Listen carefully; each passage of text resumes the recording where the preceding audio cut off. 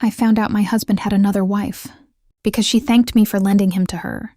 I thought it was a scam. A random woman knocked on my front door on a rainy Thursday afternoon. She smiled, held out a gift basket, and said, "Thank you for letting me borrow Daniel this week." I laughed. "I'm sorry, who?" "My husband." The smile disappeared from both our faces at exactly the same time. She pulled out her phone, showed me wedding photos. There he was, my husband, standing in a black tuxedo, kissing her. The wedding date was 3 years after ours. I remember saying, "That's impossible." She whispered, "I've been married to him for 4 years." I had been married to him for 7. Neither of us spoke for almost a minute.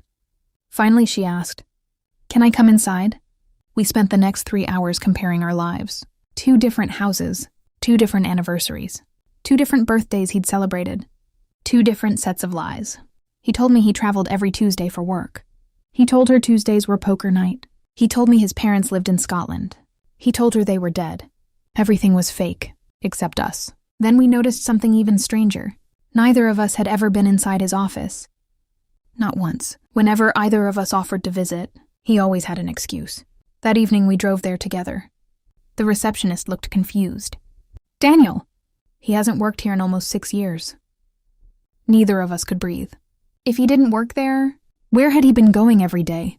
We hired a private investigator. 3 days later, he called us. "I think you should both sit down." There wasn't another woman.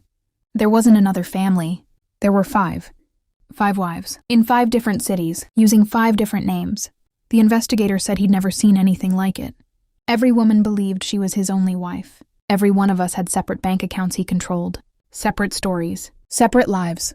The police arrested him 2 weeks later. During questioning, they asked why he did it. His answer still makes me sick.